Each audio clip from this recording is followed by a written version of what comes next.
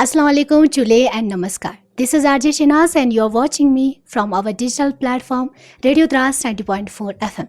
तो my dear listeners, आज के मेरे प्रोग्राम जिसमें एक एक्सक्लूसिव इन्फॉर्मेशन या बात करने के लिए हमारे साथ डिप्टी कमिश्नर सर जुड़ रहे हैं। तो बहुत बहुत शुक्रिया सर, हमारे रेडियो द्रास 90.4 FM पे सबसे पहले आपका स्वागत करना चाहते हैं और हमारे साथ जुड़ने के लिए बहुत बहुत शुक्रिया।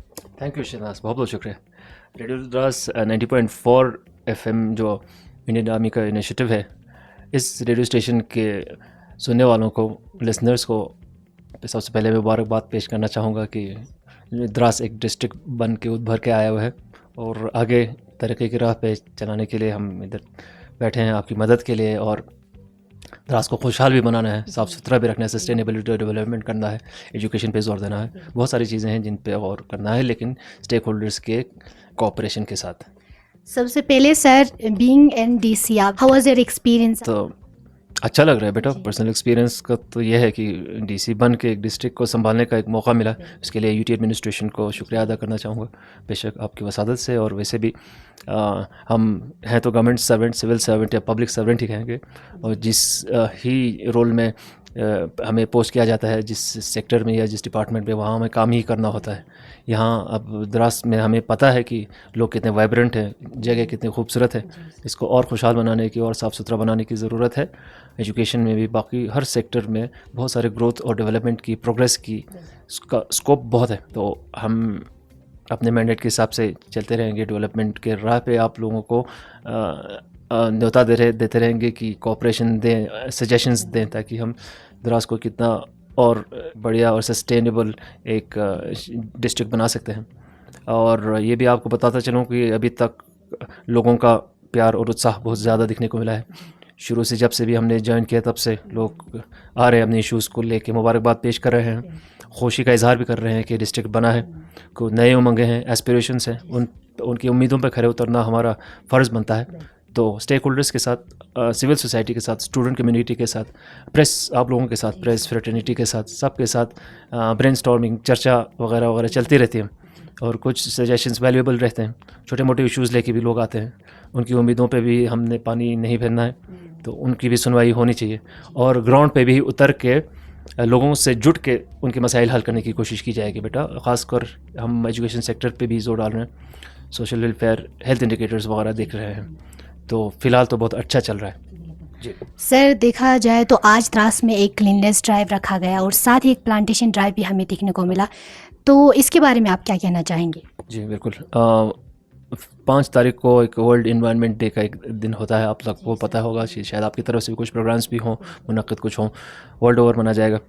तो हमारे गवर्नमेंट ऑफ इंडिया के इंस्ट्रक्शंस हमारे लिए ये हैं कि 1 से 5 तक कुछ इवेंट्स ऑर्गेनाइज़ किए जाएँ, ग्राम पंचायत के ग्राम सभा की जाए और अवेयरनेस प्रोग्राम्स रखे जाएँ, और कुछ इवेंट्स में मैं भी शिरकत करूँगा। 1 से 5 तक वो होगा। तो उससे पहले कुछ प्री कैंपेन के लिए भी बोला हुआ था। तो आज वाला इवेंट वैसे भी हमने पहले भी प्लान करके रखा था कि क्लीननेस ड्राइव एक करेंगे। पहले प्लान ये था कि हम मीनामार्ग वगैरह जाके, ज़ीरो पॉइंट वगैरह जाके भी वहाँ भी सफाई करें, लेकिन कुछ लॉजिस्टिक इशू हुए, इसके भी तैयारी हो रही है। लेकिन हम यही कोशिश कर रहे थे, ये जो all India government of India के जो इनिशिएटिव्स हैं, उसको 1 जून से जो उनके वो कदम उठाने, उससे पहले वो जो प्री इवेंट होता है, प्रिकर्सर ही कहेंगे उसको हम ज़रा ज़ोर शोर से रणबीरपुर मार्केट में करें। और आप लोगों का भी ताउन रहा, स्टेक होल्डर्स का भी, सिविल सोसाइटी आए, बढ़ चढ़ के वॉलंटियर्स आए, तमाम डिपार्टमेंट्स के लोग हमारे साथ आके जुड़े। और द्रास मार्केट का हाल आपने देखा, थोड़ी सी सफाई हुई है, लेकिन एक छोटा सा पहल है, बहुत बड़ी बात नहीं है। एक हम सफाई अभियान एक रेवोल्यूशन की तरह भी चलाएंगे, हर महीना कुछ ना कुछ होता ही रहेगा। द्रास को अब खूबसूरत सा एक हिल स्टेशन बना के पेश करना है ना। और उसके बाद मुझे शुक्रिया, एक तो आपने पूछा और आपके वसादत से मैं ये भी बताता चलूँ द्रास के आवाम को, पूरे लद्दाख के आवाम को, कि हम एक नाले में भी उतरे थे आज के दिन में, जो द्रास मार्केट से गुजरता है। उसका नाम ठीक से कोई बता नहीं पाया मुझे, शायद एक नाम अच्छा सा है, लेकिन अगर नाम नहीं हो तो हम नाम रखेंगे भी, हुमस भी बोल सकते हैं उसको। लेकिन टॉप से लेके आगे निकल गए थे, कोई किलोमीटर तक आगे नाले का चैनल जो है वो, वहाँ से आगे नाले में ही चलते चलते आए हम वॉलंटियर्स के साथ। और नीचे जहाँ बाज़ार में एक ब्रिज जैसा है, कल्वर्ट जैसा है, उसके नीचे तक हम आए, कंक्लूड वहाँ किया, लेकिन कचरा टॉप से लेके बॉटम तक ठीक ठाक मिला।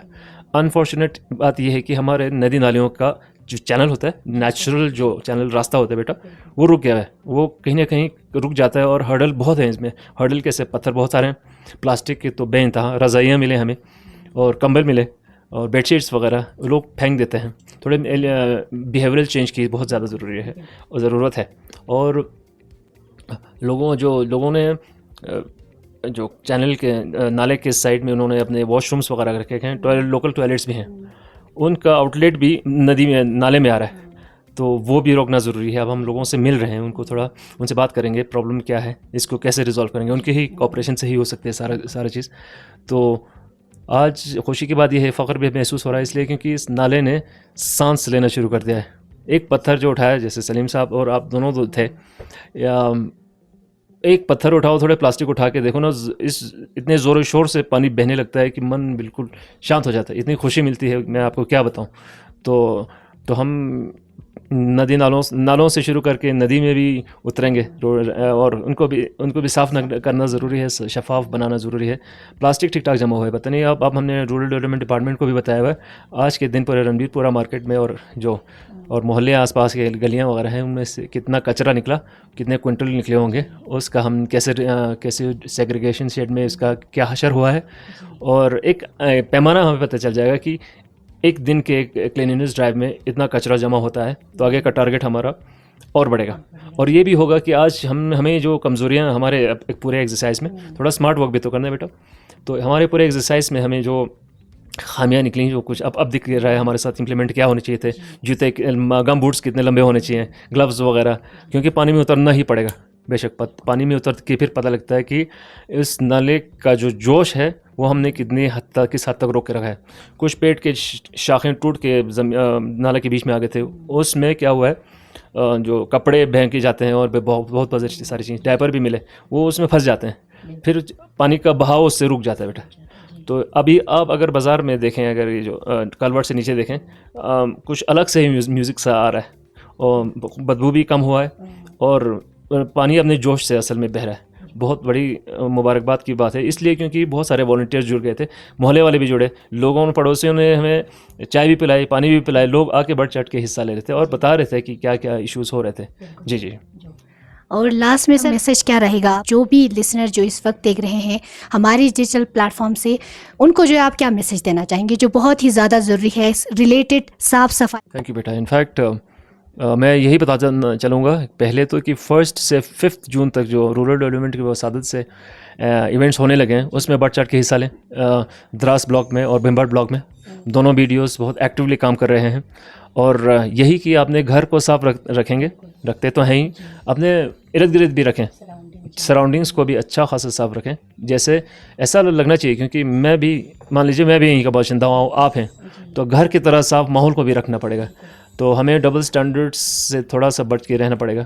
आज शाम सुबह जो हायर सेकेंडरी स्कूल के कॉम्प्लेक्स में, कैंपस में बैठ के रिलीजियस ऑर्गेनाइजेशंस को भी बिठा के, सारे स्टेक होल्डर्स के साथ मिलके हमने लॉन्च किया सफाई अभियान का, तब भी बोलने लगे थे कि कुछ ऐसी चीज़ें हैं जो हम अवॉइड कर सकते हैं, जैसे प्लास्टिक के बॉटल्स, शादियों में, गैदरिंग्स में, और हर जगह छोटे छोटे प्लास्टिक के, बड़े बड़े प्लास्टिक के बॉटल्स हम पानी भर के उसमें ले आते हैं, बाज़ार से ख़रीदते, बहुत कन्वीनियंस लगता है, लेकिन उसको जब डिस्पोजल की बात आती है तो बड़ी परेशानी बढ़ जाती है। अब जो मेरे पास एक प्लास्टिक का बॉटल, एक पानी भर के अगर बाज़ार से लिया जाता है, किसी मीटिंग में भी हो, उस पानी के बॉटल की जिम्मेवारी फिर मेरी बनती है इंडिविजुअल लेवल पे भी। तो मैं स्कूल वाले के स्टूडेंट से भी बोलने लगा हूँ कि उन ऐसे जब वेस्ट मटेरियल जितना भी निकलता है, उनको हम आर्ट फॉर्म में इस्तेमाल करें, कहीं ना कहीं स्कूल में भी एक कुछ बन जाए, कुछ मॉडल सा कुछ, और अच्छा सा एक हमारा एक स्लोगन भी बन के ऊपर है, क्लीन हुमस, ग्रीन हुमस। तो यही नारा लगाते हुए आगे भी कदम सफाई की तरफ ही रखेंगे, और आपकी भी कोऑपरेशन, आपकी भी पार्टिसिपेशन के लिए रिक्वेस्ट करते रहेंगे। जी sir, thank you sir. Last question, Dras को लेके जो है आपका क्या फोकस रहेगा, किस चीज़ पे आपका जो है मेन फोकस रहने जा रहा है? हमारे कुछ प्रायोरिटीज़ तो बेशक हैं पहले से ही। पहले मैं एडिशनल डिप्टी कमिश्नर था, तब भी HDM विशाल साहब के साथ भी कुछ बातें होती थी, DC साहब की गाइडेंस में भी को बहुत सारी चीज़ें द्रास के बारे में सोच के रखी हुई हैं। बेशक तब भी होती थी बातें, और कुछ इंस्ट्रक्शंस तब भी गई थी, और फिर उन चीज़ों को आगे बढ़ाएंगे। फोकस बेसिकली टूरिज़म डेवलपमेंट पे है, लेकिन सस्टेनेबल टूरिज़म हो, देखिए द्रास बाज़ार में टूरिस्ट अगर घुसे एक बार पहुंच जाए ना, इसको मतलब चकाचौंध दिखना चाहिए, मतलब हैरान ही रह जाए। समझ सफाई दिखे, रोड साइंस उसको दिखें, वॉशरूम की फैसिलिटीज़ हों, मतलब इजीली एक्सेसिबल, और पानी की फैसिलिटी हो प्रॉपर, विंटर फ्रेंडली वॉशरूम्स हों प्रॉपर। सर्दियों गर्मियों में भी टूरिस्ट दोनों हर तरफ हर जगह हर टाइम आएंगे। और जितने भी टूरिज़्म के स्पॉट्स हैं उनको भी साफ़ सुथरा रखना, ये भी होगा। टूरिस्ट जितने भी आते हैं हमारे स्टेक होल्डर्स की मदद से उनको उनके जहन में भी डाला जाए कि इस आप जिस तरह से आए हैं उस तरह उसी हिसाब से जाएं, जब जाएं तब साफ शफाफ छोड़ के जाएं, कचरा छोड़ के ना जाएं।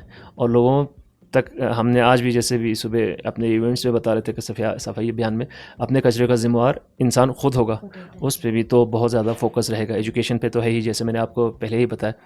तो हेल्थ इंडिकेटर्स भी, हेल्थ सेक्टर का पे भी जोर डालना है, क्योंकि बहुत सारे ऐसे गैप्स हैं जिनको भरने की ज़रूरत है हेल्थ सेक्टर में। कुछ डॉक्टर्स की शॉर्टेज जो सब डिस्ट्रिक्ट हॉस्पिटल में है, उन पे भी नज़रसानी की जाएगी।